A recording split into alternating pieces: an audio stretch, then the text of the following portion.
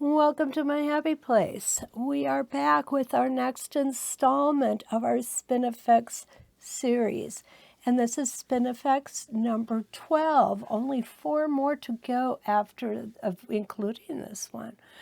We have a total of 16. Of course, then we're going to come back and do them again. We're just going to do them in a little different way. Want to make sure that you understand just how flexible these templates are. What I like about this one is I can see a petal shape, I can see a leaf shape. We have another set of 5 templates with our Spin Effects 12. 3.5, 5.5, 7.5, 9.5, and 11.5. And this is the beautiful smooth shape that it makes. Kind of reminds me of an egg as well, even though eggs don't have pointy ends. I'm not really sure why that comes into my brain, but it does. And here's, of course, our picture of our 5 templates and our shank.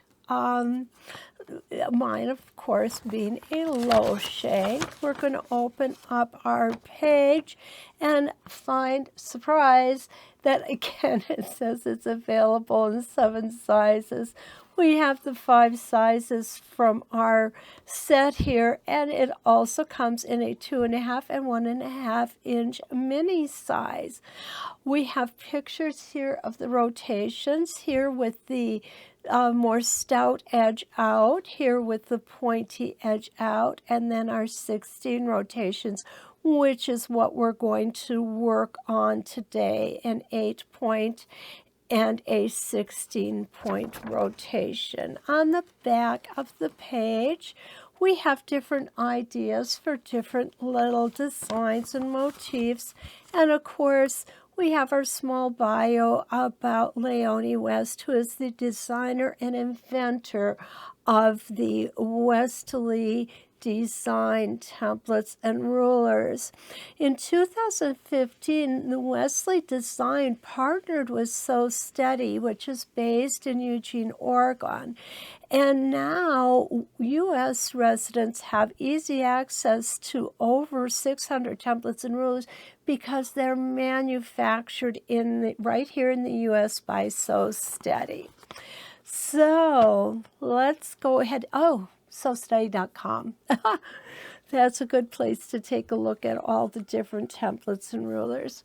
So what we've got here is, again, our different sizes. We'll just set those aside for now, and this will be the Spin Effects 12, 7.5 inches, the template that we're going to use. I again have an 11-inch block, and I have 16 reference lines. These I call reference lines. Rotation. What I call a rotation is one complete stitched line around this particular template is an inside template, so it's one complete rotation around the inside. Just a little bit of housekeeping with marking. I always mark my vertical and horizontal center, and I mark it from edge to edge in both directions.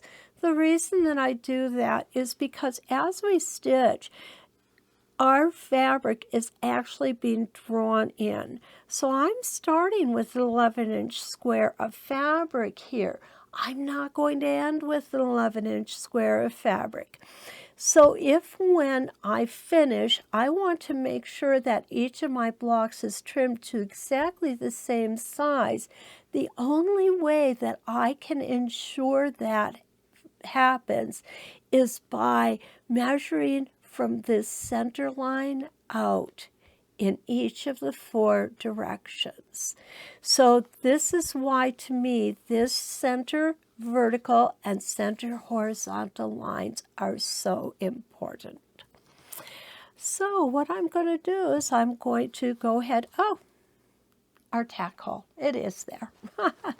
What I'm going to do is I'm going to go ahead and I'm going to test on the edge of my piece of fabric, my block. I know this is redundant. I do it on every one, and it's a good thing to do it that way simply because The batting, even batting off the same roll or the same piece of batting, can actually be thicker or thinner in some places. I've had that happen more recently.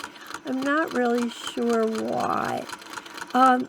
Make sure when you get your batting, get a good quality batting, because it will help alleviate any of those issues.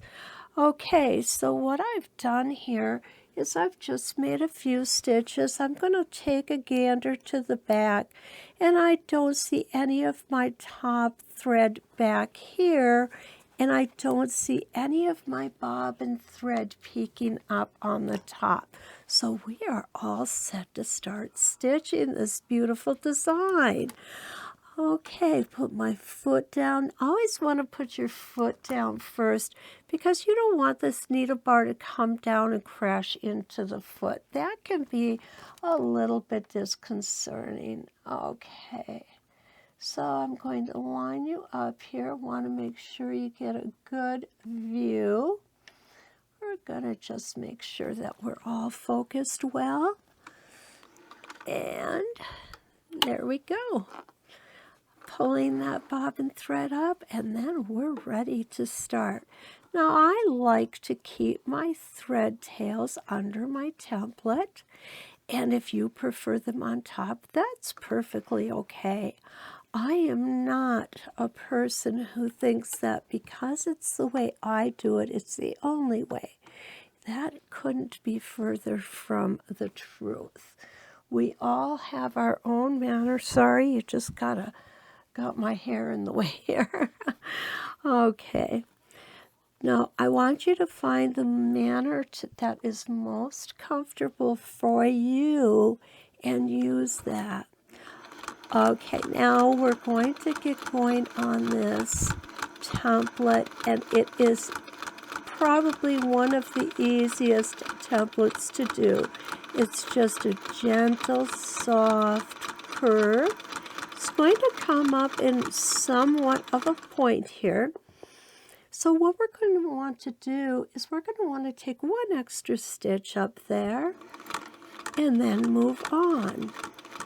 And what that's going to do is it's going to give us a really, you can see how nice and sharp that is. We don't want to linger there too long, simply because we could end up with a thread ball on the back. And we're performing quilt as you go, so we want the back of our project to look as pretty as the front.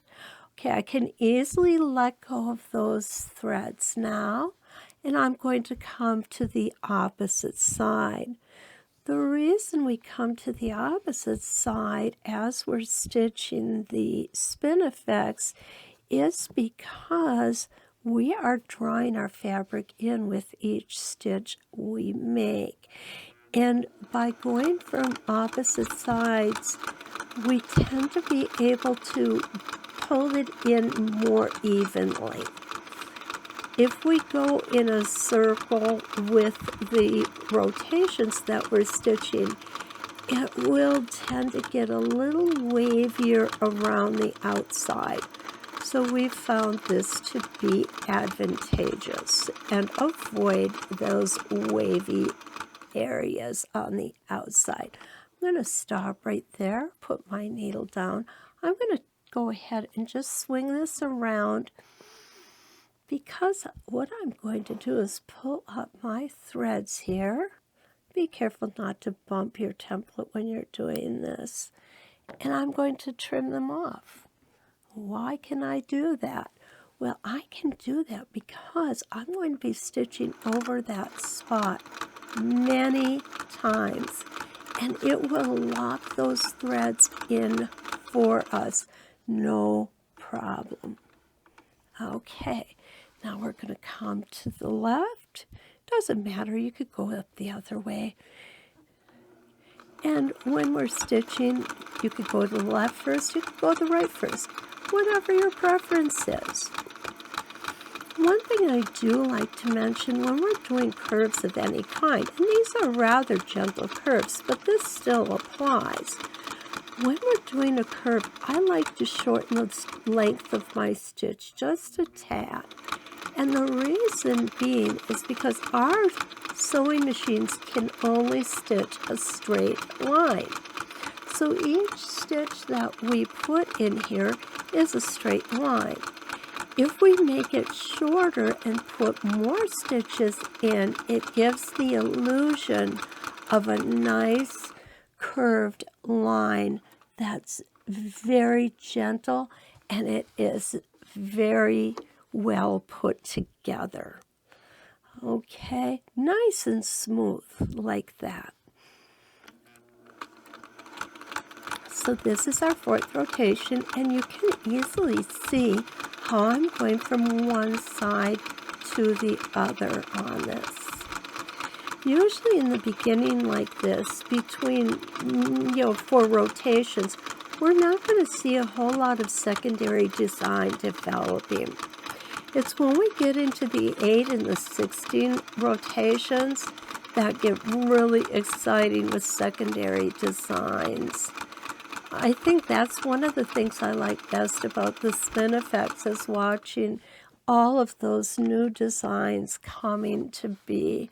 I'm going to go ahead and I'm just going to move this off for you so you can see what the 4 rotation design looks like. Very simple, but it'd be adorable on a little girl's quilt as flowers.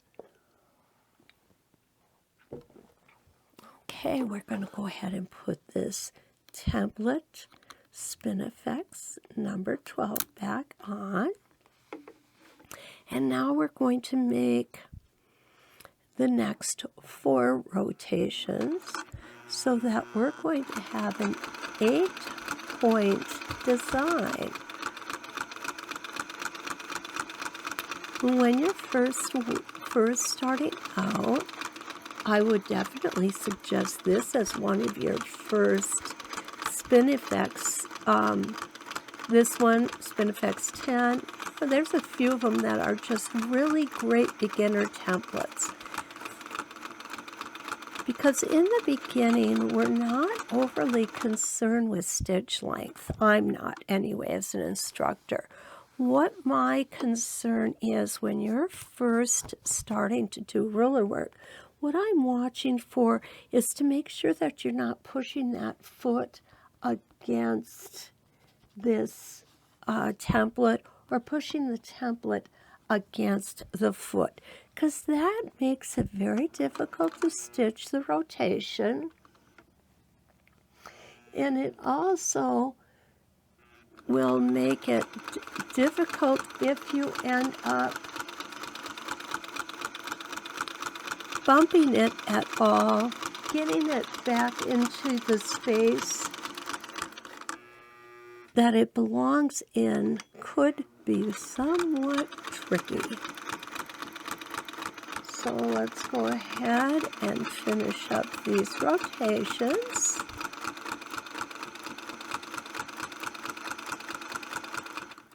Okay, and we've got 2 more to go here. We'll do number 7. Yeah, this is number 7.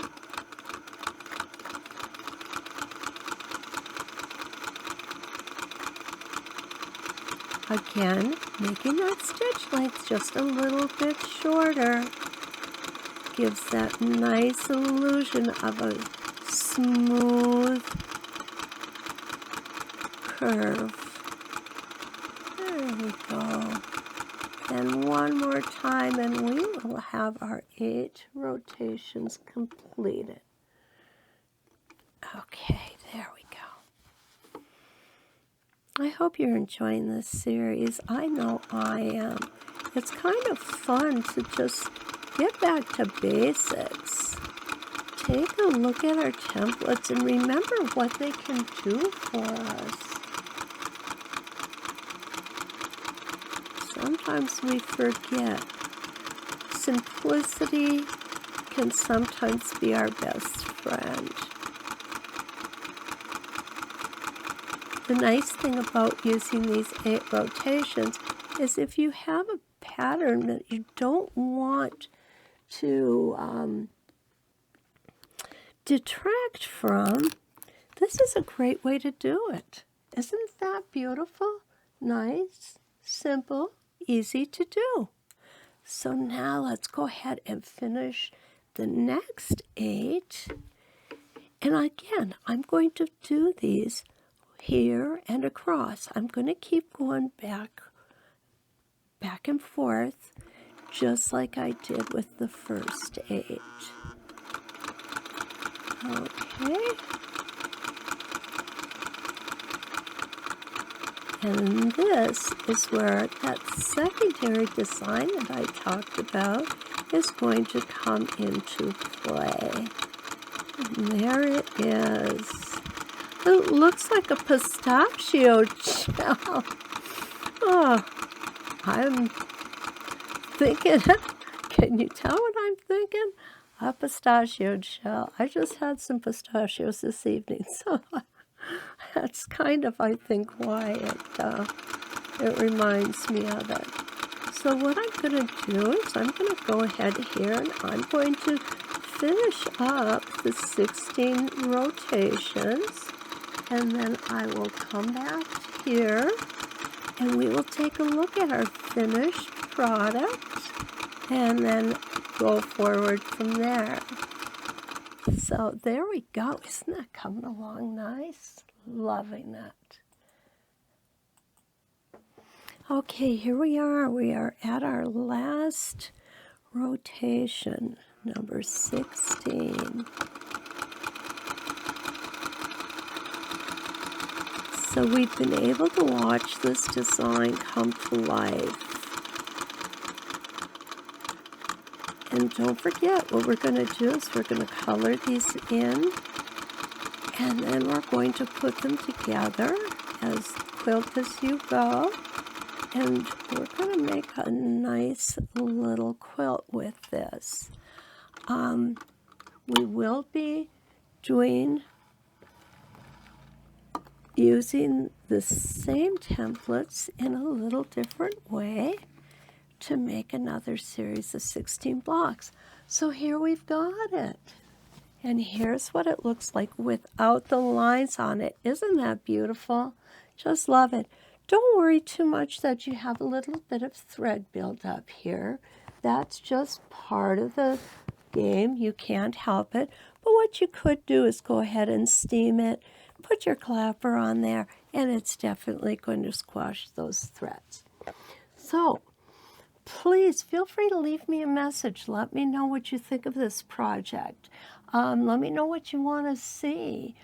Don't forget, you can order these sets or the individual templates at sewsteady.com.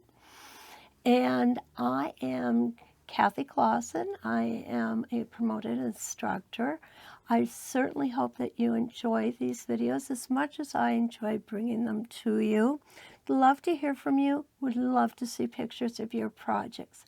So until we meet back here with Spin Effects number 13, let's quilt.